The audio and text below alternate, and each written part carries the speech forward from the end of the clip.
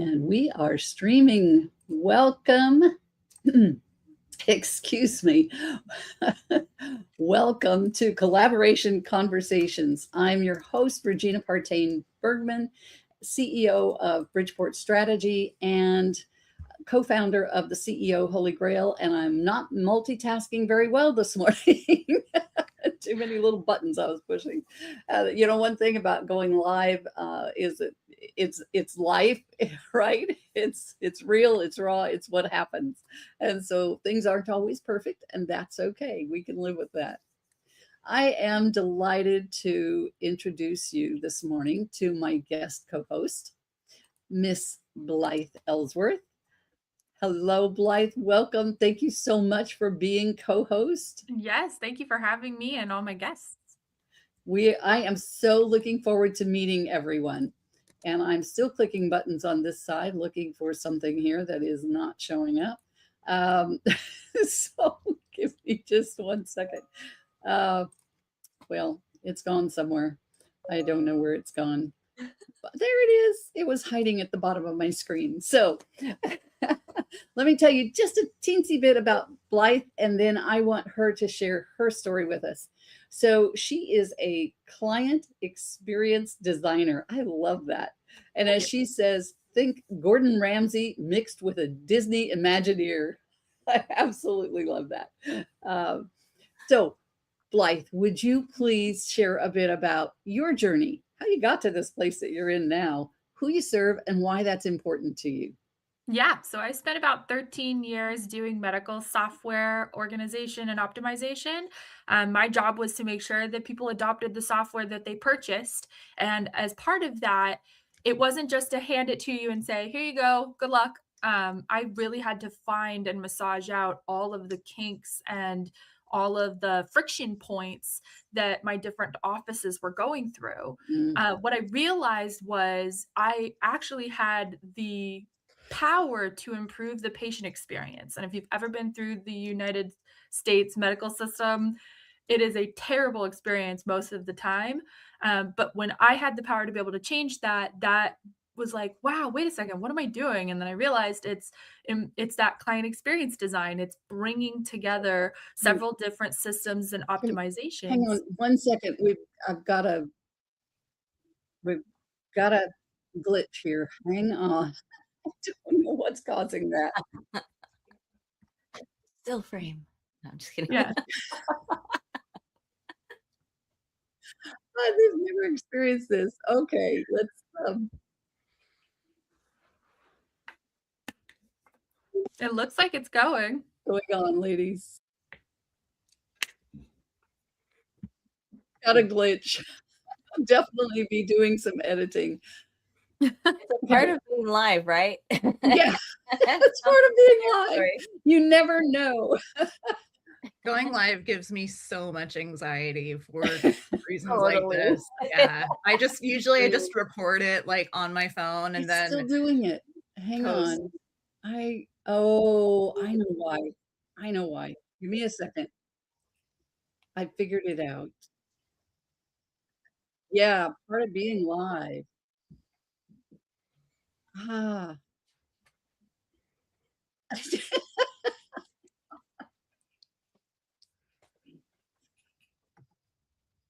It is still doing it. So it's coming from the live stream on LinkedIn. That's where the challenge is coming from, and I am not sure how to stop it. Because if I stop this, maybe. Okay. Says we're still streaming. So let's continue, Blyth. I am so sorry. No worries.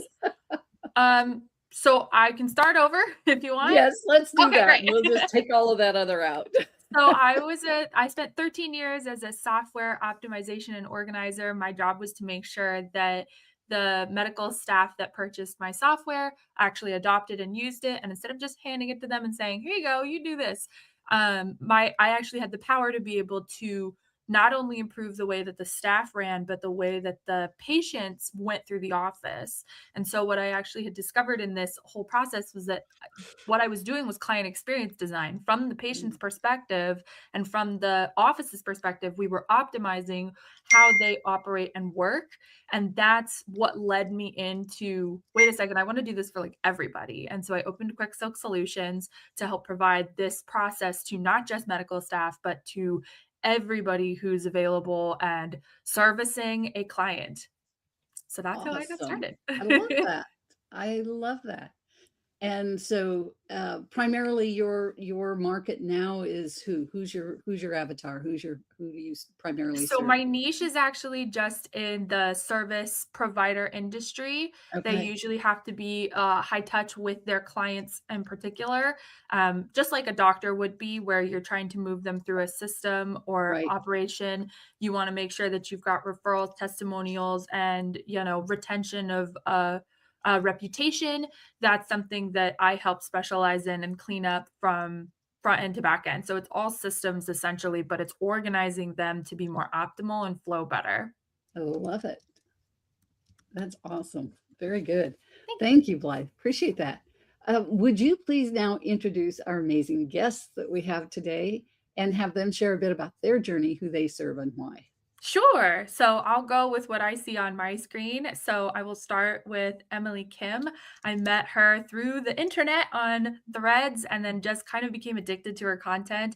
She's very relatable and she takes you on such a journey of like just building up the business and also making sure that you have one thing you're talking about. Oh, thank you for the intro. I love meeting people on the internet. It's really the only way I know how to make friends nowadays. I'm only like half joking. And I'm Emily Kim. I am a business coach for creative entrepreneurs. And how I define creatives is anyone who provides a creative service. So I work with a lot of photographers, videographers, designers, anyone that does branding, anything, copywriters. I have some bookkeepers, really anybody that provides a creative service or a service for creatives. And a little bit of the way that I got into that, I actually got a degree in computer science and got a job at Apple as a software engineer. I was like, I'm going to be a tech CTO. That's going to be what I do. And then I started working in the office and was like, oh no, I don't like this. I don't like this at all. It was a fabulous job, but I was running my own photography business on the side.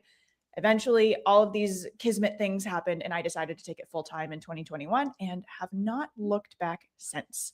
So, what I help creatives with is really getting focused on one offer first so that they can do all of the creative projects that they want to later. What I see happen a lot with creatives is we want to build out this entire huge giant offer suite at first because we're so creative, we're so multi-passionate, there's so many things that we can do and are good at, which I see in everybody that I work with. And I can't relate to that at all.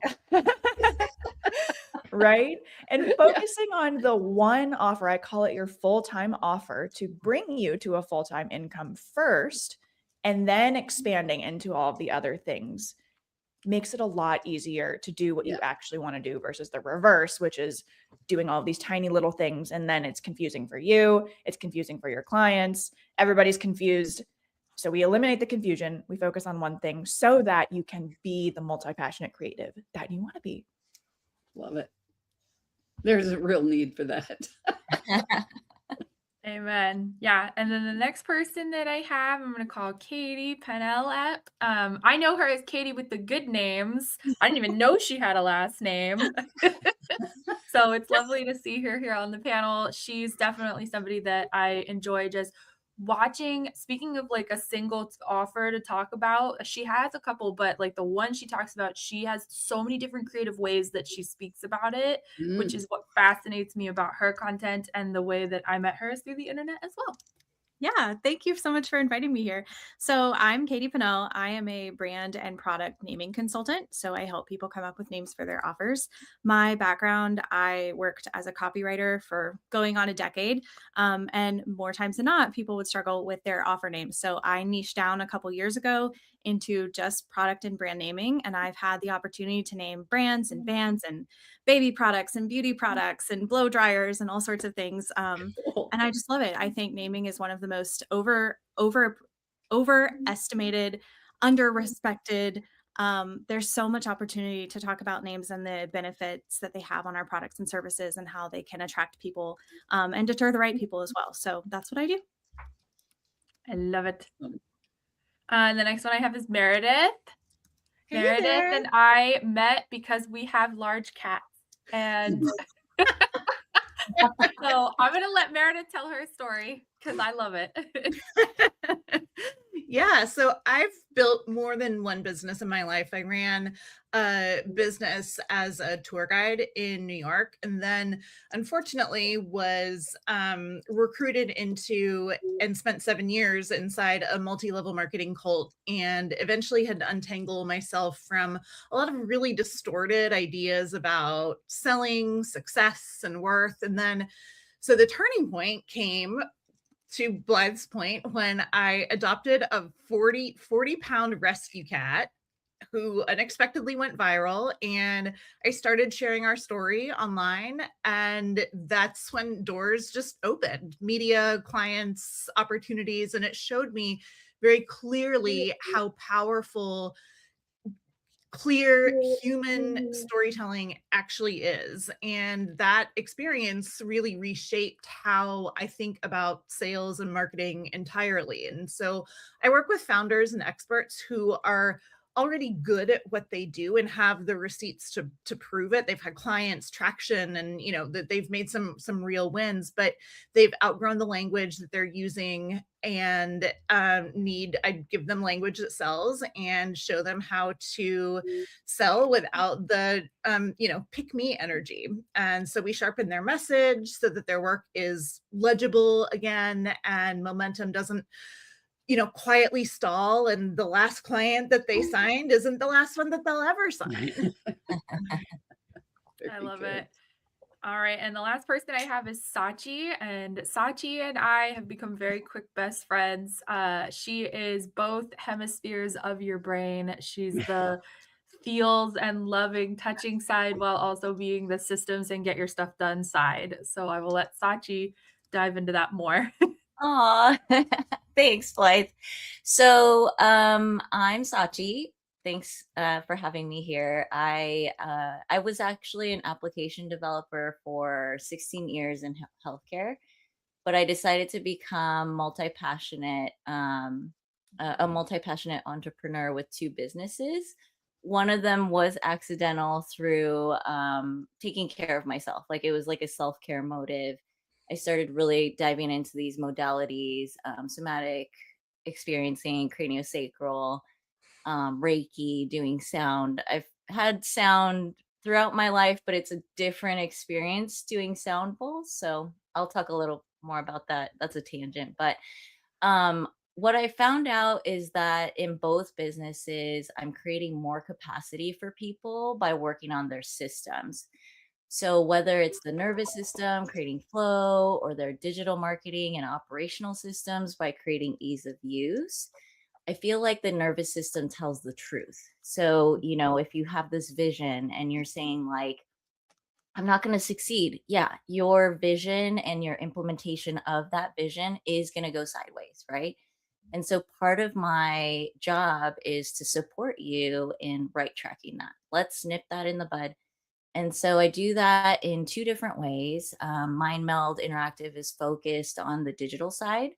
And Somatilligence is where I do the, one-on-one treatments or sound journeys, doing group work to go into the nervous system. Let's get you regulated so that you're calm enough to figure out whatever it is that you're wanting to, seek out or figure out a goal. And so, yeah, I appreciate being here and being a part of this discussion. Yay. Thanks, my panelists, for showing up and being here. I appreciate you. Awesome. Now, let me ask a question before I ask the question. So, how many of you knew each other before this morning? Just Blythe. Yeah. Just Blythe. Yeah, just Blythe. Yeah. In the through line. Okay. And most of you met Blythe online, right? So let's take this discussion that direction then. How do we online find those and interact and develop those relationships that can create those collaborative ventures or those collaborative opportunities for us? How do we do that online? I think you have to be social. It's called social media for a reason. You have to go into it with the idea that the spotlight is not on you. The spotlight is on the other person. It just annoys me to no end when people really try to keep the spotlight on themselves. Like, if you've ever, something I'm seeing a lot lately in online networking is like, if you follow somebody and you get this message back and it's like, what are you here for? Are you here for my content? Are you here for like my, this or that or whatever? And it's like, most people hit the follow button and they don't even really know why. A lot of us have social media managers that are doing it for us. So there's that. And then, and there's just nothing ickier than someone else saying, so what about me made you want to connect with me so that we can talk about me? It's just, it's gross. So it's attitude, I would say, is the first thing that you need. And before we continue, can I ask you then, what would be an appropriate interaction from that person as opposed to all of that me? What would be an appropriate thing for them to say to you if they wanted to touch base with you after you follow them? Yeah, absolutely. So there's, take a minute to look at their profile and find something that you connect with. And with that, we all need to be putting things in our profiles that are easy to see and that gives people a reason to connect and to reach out. Like, hey, I saw your post where you're talking about your story or your, like Blythe, background in medical software. And, I did the same thing, or I was a nurse for 15 years or something like that. So I really hear that, or maybe it's something about their mission that really resonates with you. And if you can't find something that resonates, then maybe that person isn't, maybe not one. I almost feel like to be every single person. Yeah. So I always feel like if I'm like looking through somebody's feed and I can't find something that they resonate with me on, that I will start asking them questions instead. So I'll be like, oh, I looked through your feed. I love how professional it is. I just wanted to know, and like ask them the human part of them. Do you like coffee or tea? Because some people even get offended when you ask them what their coffee is. They're like, I drink tea. And I was like, so you never want to assume. I also think, what's your favorite beverage? I've experienced that defensiveness too over like the littlest random things. And I think that, that kind of goes back to the attitude portion of it. Like, you have to be social. Mm-hmm. And I tell my clients, never say anything online in the DMs to someone if it's not something that you could see yourself saying at a networking event, at a bar, with a glass of wine and the little hors d'oeuvres in your hands, and that you would be comfortable saying out loud in person, or that you wouldn't want repeated. Mm-hmm. My mom said that growing up. I was like, never put in writing what you won't say on a megaphone in front of a bunch of people. I love that. Very true. I think it is hard though, just to kind of, trail off that. Like, I think it is hard to show up authentically, especially to strangers, right? And, I kind of have this like reflection all the time of like, I have this honesty, but I'm also considering, the general public who I don't know, right? And Mhm. some of the times it's hard to create like authentic relatability, especially right now when there's so much charge in different ways. So I've become really rooted in the idea of, these stories that I have, that I've experienced with certain people that keep coming up, or staying authentic to like, what do I truly want in this experience? I talk with Blythe a lot. We talk for hours sometimes. Like it's interesting to kind of incorporate this like our humanness alongside business, and not come off as salesy. And I think what happens when we see those irky moments is that they've been told somewhere or they've seen like a method that they're trying to implement. So I give a little empathy to that because I do some of the things, like I have an automated message just so, and my thing there was that I'm trying to consider like, hey, I don't want them to feel abandoned. Like they just followed and there's, it's a ghost town kind of a situation. So, I'm putting that there and then I'm kind of reflecting on like, oh, is that irky? Like that I'm just, saying, hey, this is how you can connect with me. Go to my site, whatever, right? While I'm, doing a million things for my business. So I think it's a fine line sometimes on community. And I think collaboration requires a bit of a vetting process. Like, do we actually align? And I think about that quite a bit now because I have a really cool community, but I think it's contextual to like, how can we collaborate well? What do I need to know from them in order to understand their strengths and weaknesses? And that I think it's an ongoing experiential process, It sounds like Agreed. what you're talking about, like positioning, and Yeah. that's like number one. And like we can control our positioning. We can't always control how someone else is going to resonate or Right. react or do or whatever. So you have to give as much as as much as you expect to get. So I'm not going to, you mentioned like the stories and stuff, like those are the kind of things that you need to do to share the humanness, to give somebody something to connect to. Yeah. And if they can't, then they can. Or if you look at their profile, it could be filled with lots of great stuff, but you're just like, then move on. There's tons of people. Yeah. I think Katie, too, authenticity has layers of intimacy. Like, Yes. Mm. I may not say something that I would publicly on my public Instagram, but I have no problem sharing with my email list because they've already bought into a level of trust and communication with me that I feel like, okay, you signed up to be here. This isn't just like me broadcasting the story about myself. It's like you're already Mhm. showing me some semblance of interest in me in my life. So I feel more comfortable there. So I do think authenticity and intimacy and vulnerability, there's different layers to all of those things. And the platform is a lot of the times dependent on that as well. Good That makes point. sense. Yeah, I well agree. said. Mhm. Yeah. Emily, I know you have a larger following and you're constantly pulling engagement out of people. When you post something, it's always like, what are you doing? What is your life like?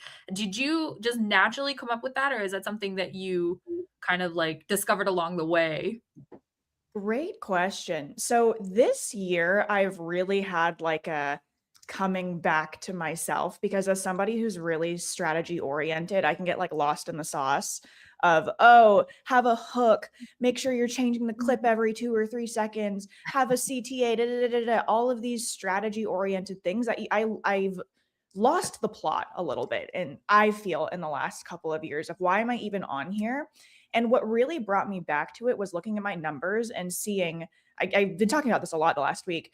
50% of my clients, over 50%, have come from an in person interaction as a result of either finding somebody on social, going to an event that I found on social. And it really reminded me, like, wait a minute, why am I so worried about these numbers? They've never mattered. Like my vanity metrics for me personally, based on the business that I have, it's very relationship oriented. They've never mattered to me.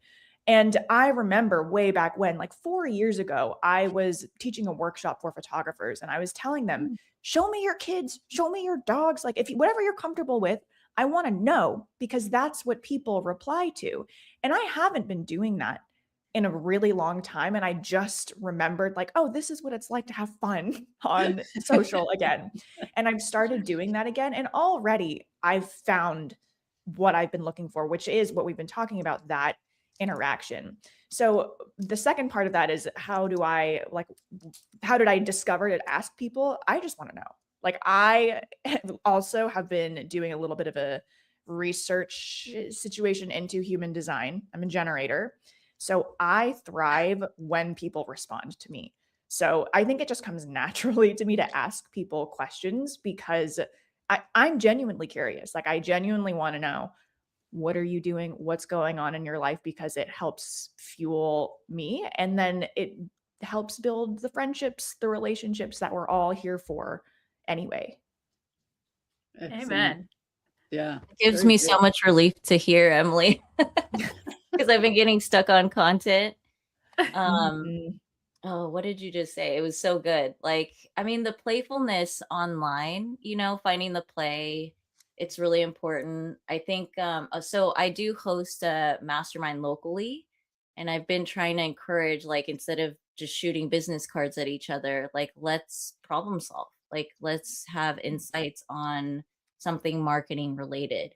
Yeah. Because everybody's coming because they want to attract more clients, right? And I was like, pull back a little bit. Like, where is your sweet sauce, like, really? And everybody's really talking about cultivating that relationship without, like, they're hitting a brick wall because they don't really know how to cultivate that relationship. And the irony is, we're in person. It should be so easy. I'm like, just talk to the person. And how many times that's difficult. Yeah, it's interesting to, like, watch all that. I think Yeah. sometimes what that comes down to is, and this is what I've seen, is that people get very confused with the language when it comes to connecting over something in their business. And it's that fact that, yes, like, everyone is there looking for clients. So that trips people up, because that's not really like a normal thing that we are trained to do in, or have done before, really, in any way, unless you've had a career in sales already. So it's very new, and it makes people are either like, oh, let me go, like, straight to the point, I don't want any of this small talk. Well, okay, like, now you're just like zero context. Yeah. This is what I do. And so I think that discomfort comes from not having the language, and that's where I've really helped my clients create this language that it sounds like them, that they feel comfortable. They could talk about their business, on stage, or, just at a networking event, or, standing in line for coffee. Like, either way, like, it has to be human. And I found that, just even for myself, when I show up at events as a human, like, oh, this is my story. Like, I, adopted my cat, and, 9 times out of 10, when, I share the little bit of information about, like, what it is actually I do, people will say, oh my God, like, I need that. Like, can can I get your info? Can we get on a call after that? Yeah. But that humanness it starts the trust process, right? Yeah. And that's Katie? where the stories come in. I think someone else here mentioned stories earlier. It's that, so when your audience connects with, and your audience can be, the person standing in front of you that you're talking to, or it can be, your global audience Right. on social media, whoever it is that you're talking to, connects with your brand story, they're 55% more likely to buy from you. So Yeah. if you can lead with conversational storytelling, you're going to set yourself up so much better than you would if you are trying to like awkwardly pitch yourself, or just, you know, or if you're one of those people, it's like, oh, I go straight to straight to the heart of it. This is how I help, and I don't want to talk to anyone that isn't going to spend thousands of dollars on me. Yeah. Yeah.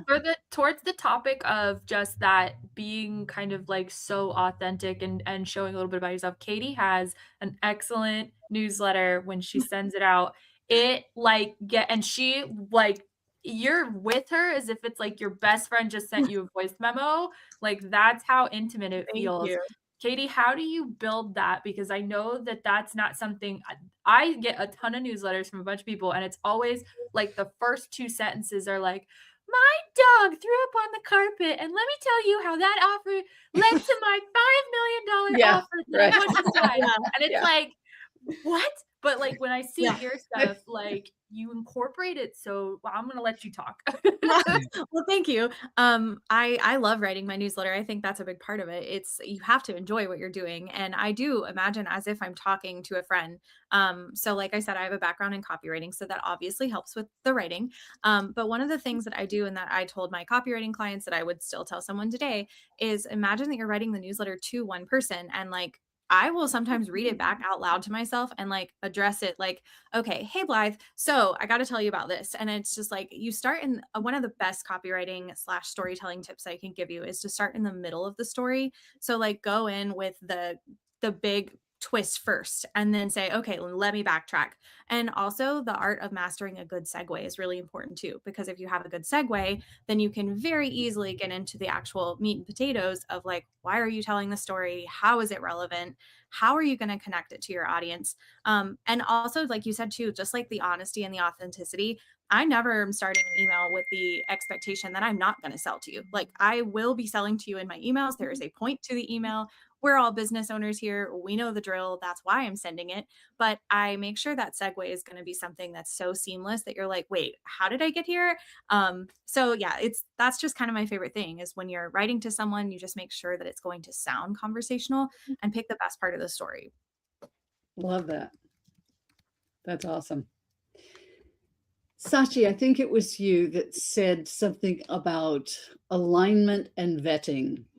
Yes. Yes. Let's talk about that for a moment, okay? Because I think that's really critical too, that we make sure that we are in alignment. And how do we vet people to make sure of that? So I'd like to hear your comments and thoughts on that. Yeah, I mean, it's a ongoing process. I think as entrepreneurs, we experience, I think we're in the meta of experiencing these pain points ourselves. And so we don't want that to, transpire further to other people, right? So I'm always soliciting feedback. And I don't know if that's a good thing or a bad thing, but like it's always a point of observation. A lot of the work that I do in lies observation. Instead of being influential or pushing somebody to do something, it's kind of sitting back and listening to how they talk, right?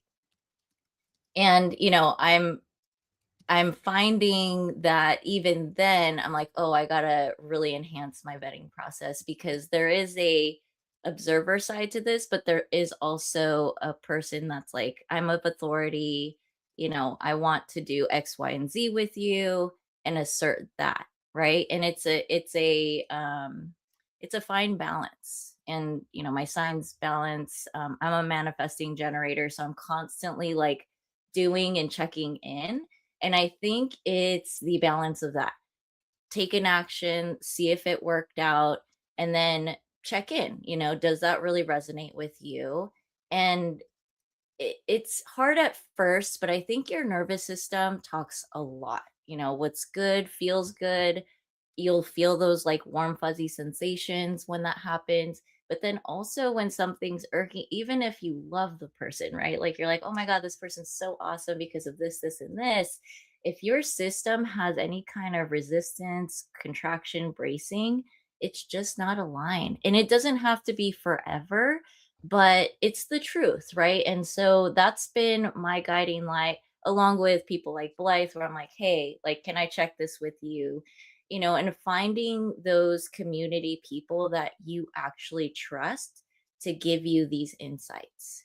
And I then love maybe, that. you're the person you're trying to collaborate with that you don't feel aligned with, maybe they're for the other people in your network, right? And so Yeah. kind of expanding out and being I'm good at, connecting people, being a part of community, really like uplifting people. So I feel like that's kind of my superpower in a sense, like that balance of like, yes, I want and need certain things in my business, but also, hey, let me make sure that you're also considering, I'm also considering what you need in the larger scheme of your longevity. And I do Excellent. think about that a lot in collaborating. Yeah. Yeah, very good. Anybody else want to contribute to that? I want to ask an opposite question. Okay. So you're in the thick of it, you've signed, you're going to do this collaboration, and stuff starts feeling like it's going wrong. What for you is the way that do you go through with it? Do you finish? Do you try and call it off? Like, how do you deal with a collaboration that's not aligning and you're in too deep? So at this So, point, oh, oh, I didn't okay. know if you were asking me. Go ahead, Everybody. Meredith. It's for everybody. Yes, Oh, for okay. everybody. No, just a clarification question, Blythe. Like, when you say collaboration in this sense, like, what is that looking like? I don't know. It could be I know I've done collaborations where we're on a project for like 3 months and then the person who's with me on the project isn't like pulling their weight, kind of like the class project type situation. I know that I've been in situations where like we'll write a joint article and I think it's mostly just the weight distribution. How do you make sure that the weight distribution matches the strengths of both parties? And when it's not, what do you do? Okay. So I've been, Blythe, that I've been in a lot of these situations. I do collaborate a lot on both sides of, a lot more on the energetic side. Like, I have other practitioners I reach out to and things like that. And I think it's always this reflection of going, oh, I am not clear with my expectations first and foremost, like really, really getting right with, oh, yes, I didn't assert, XYZ for like, I'm always so excited about doing something. Like I did a mattress and sound event.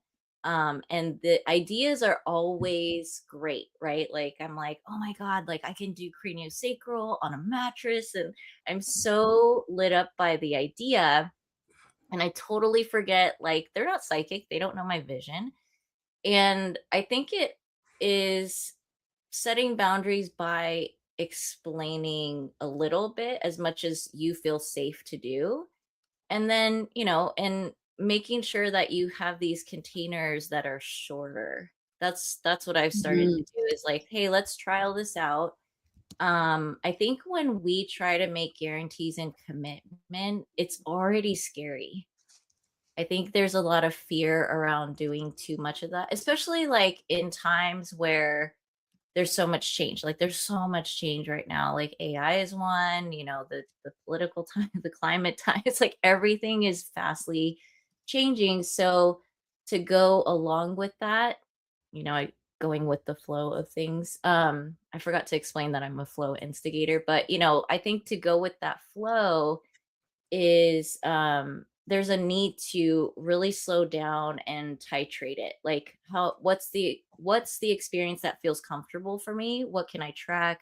What can I keep in mind in this particular, is it 3 months? Is it, is it time? Is it the amount of work we do? Whatever that is, make sure it's like right with you.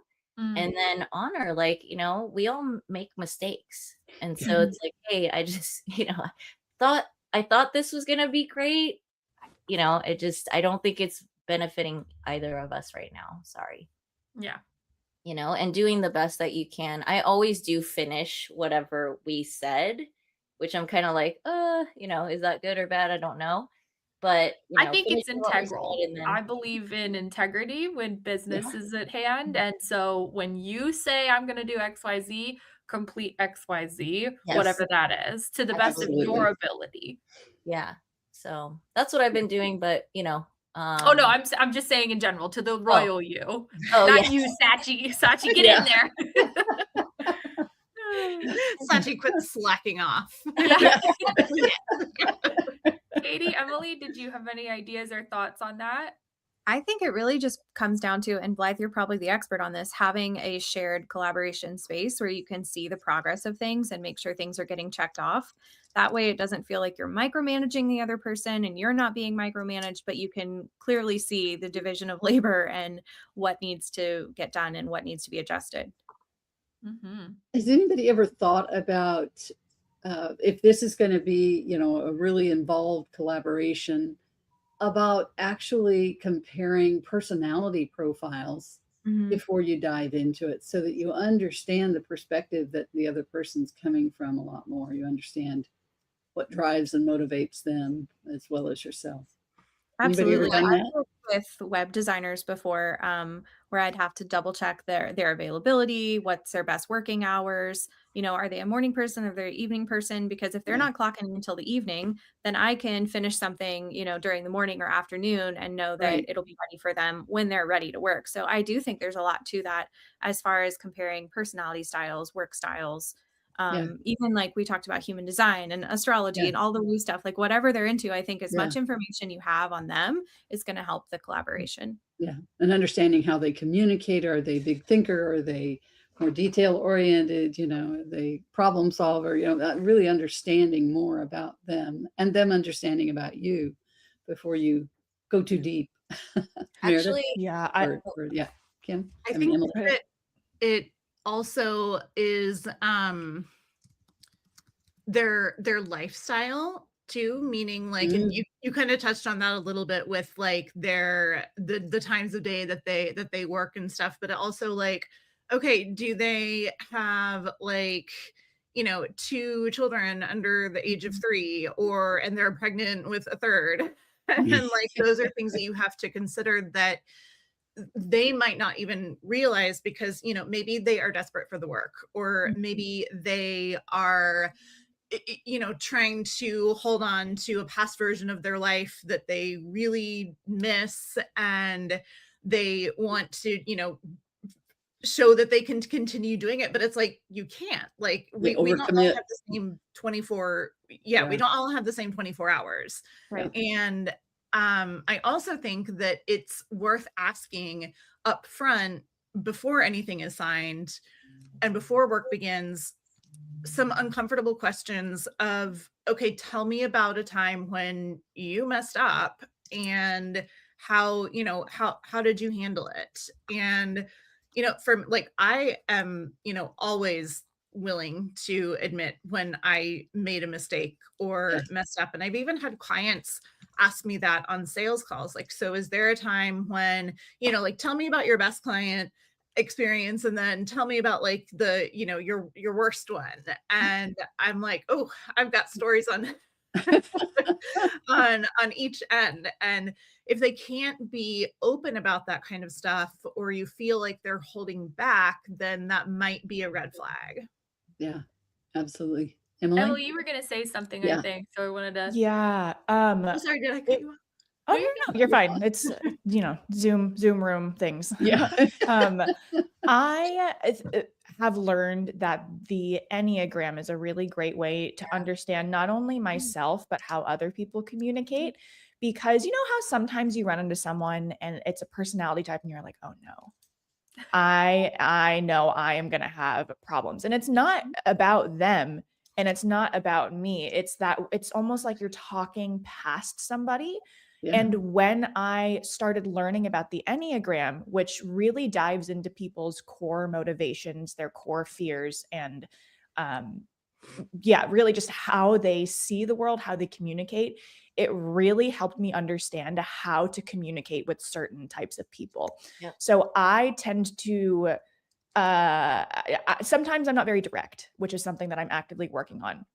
And with certain personality types, specifically Enneagram type 8s, they want you to be direct. They want you to say it like it is. Don't sugarcoat it. Don't beat around the bush. Just give me one sentence of what you're trying to say. And I'm not very good at that. So now I've learned, okay, no, this is what they want from me. You're not offensive. Exactly. They're not going to get offended Yeah. if I say something this type of way versus an Enneagram 2 or an Enneagram 4 who might perceive what I'm saying differently. And I've just learned, especially doing photography work, photographing somebody is a very intimate experience. And I've learned that sometimes I need to bring it down and like be a little bit quieter, softer. Sometimes I need to really bring the energy, right? And really hype them up. And it's the same with any kind of collaboration. What Sachi was saying earlier, I start by observing how they talk. And if I can't get that information up front, I will. But I think it's a combination of holding boundaries and then really understanding their communication styles so that you can meet them where they are. And if you've got to change something, if you have to adjust like the deliverables or anything like that, you know how to say it in a way that they will receive it well. Excellent. I completely agree with that. All said. And yeah, I was going to say Enneagrams too. That's a tool I've used and I haven't used it recently. It's a good reminder to use it again, but it does really work. On the Woo side, there's an app that's AI driven, but it pulls your birth chart. So it just pulls in things that are more truthful. I'm just going to share really quick, but it's where my signs align. I've tried to fight this for so long. Like I don't know if this is true or not. And like, it keeps coming up as true, but in my work relations, I have to have a holistic side on my, where my birth chart aligns, which is like, okay, I've accepted it at this point, but it's interesting, right? How all of those things relate. So, I don't know too much about all of that, but like, I think human design, all these tests, it's kind of intriguing how they work, and how personalities can jive together based on that. I will say, as you get your Enneagram, if you go through a life change, take your Enneagram test again. I was a 3. I went through my divorce. I am now an 8. So life events can really impact people. Traumatic events can impact your personality. Most And definitely. so it's important to be understanding and in tune with you, because if you're operating from a 3 space and you're an 8, you've got a whole different platform to play with. And so knowing who you are is important with interacting with other people. Does the Enneagram model, for lack of a better word, take into account? Well, okay. Are you guys familiar with the DISC assessment? Yeah. So and you know how it takes that kind of thing into account of like the masking.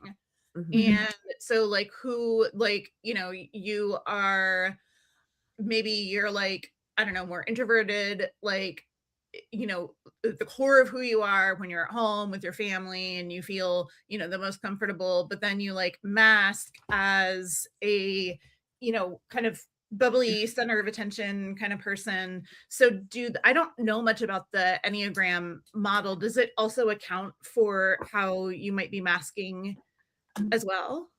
I have so many. I could geek out about this for forever. So Blythe, we should talk about this because your core Enneagram number should never change. Like you are one, and it's based on your core motivation, and it kind of gets set in stone like when you're a kid, right? But then depending on your life circumstances, there are growth numbers and stress numbers. And for me, so I'm an Enneagram type 6, which means I like to have all the facts and know things, and I'm very security oriented. But when I'm in stress, I present as an Enneagram type 3, which is somebody who does all the things and achieves, and like very perfectionist type person. So it also depends on the test that you take. Some of them are better than others, because the ones that ask you about your core motivations versus your behaviors will give you a different result. So they're testing on your behavior. Personality doesn't, unless you go through a traumatic, life-changing event. Right. Exactly. Yeah, absolutely. Ladies, we're out of time. We could go on for a while, but we have come to the point where we're going to do our wrap-up round. And so Blythe, would you please run the wrap-up round and have everyone share their final thoughts on collaboration, as well as their contact information, including Absolutely. yourself. Okay. All right. So I'll go in reverse order. So we'll start with Sachi. Oh, this was great. It was great meeting everybody. It was enlightening to hear like some validations, but enlightening to hear how everybody operates on, their collaboration style. It's timing is perfect right now because I'm in reflection for collaboration. But yeah, I think I'm going to Awesome. bring the Enneagrams back. But yes, also in the vein of like, showing up, I think I need to work on showing up and storytelling more in my personal business. It's a growth edge for me. I So love that. yeah. All right. And where can we find you? Oh, yes, I have 2 websites. You can contact me at hello@sachib.com or go to mindmeldinteractive.com or somatelligence.com. Beautiful. All right. And Katie. Yeah, thank you for having me.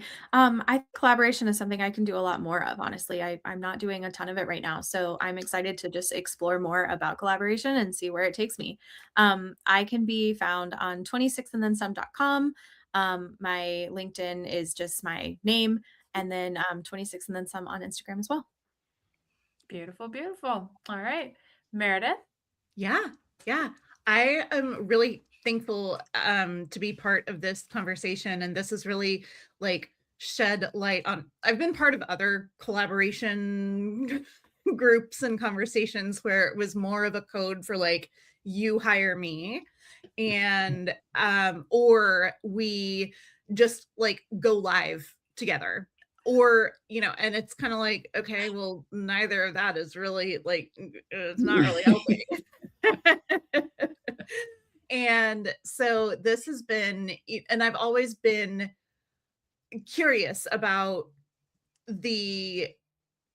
how collaborations work and what they look like in the real sense. And you guys have really shed some light on that for me today. And so I'm very grateful. I really appreciate it. And you can contact me at cactusgirlmedia.com. And my links page is in the chat. I'm pretty active on every platform. On Instagram is probably the easiest for communication, and that is just Cactus Girl Media. Beautiful. All right. And then Emily to finish us off. Thanks so much for having me here. This was so fun. I loved this. I love collaborating. And like I said, I feel like this year I've realized that's what's been missing in my life and in business in general. So I would love to stay connected with everybody here. This was so fun and such a lovely conversation. You can find me mostly on Instagram at emilykim.co. Website is the same. Email is hello@emilykim.co. And I also in the chat dropped the link to sign up for my email list, where I also share a little bit more that next level of intimacy and authenticity, like Katie was talking about earlier. Awesome. Beautiful. Awesome. And Blythe, your final thoughts and contact info. My final thoughts is it's always fun to bring a room of people that you don't think have much in common and then find the through line of just like what they all kind of share as far as experiences. It was just always so engaging to find so many different elements that we agree with and ways that we connect together. So thank you all for joining me. It was such a pleasure to just hear and have a moment of your time. But you can find me at quicksilksolutions.com or Quick Silk Solutions on Instagram and Threads. And that's pretty much where I'm most active. Awesome. Ladies, it's been such a pleasure to visit with you this morning and to take in all that you're doing and all of your insights. And I love it. Thank you for sharing that with our audience. Thank you again, Blythe, for being our co-host this morning. Appreciate it so much. And we thank you, our audience, for listening. And we'll see you next time on Collaboration Conversations. Bye for now.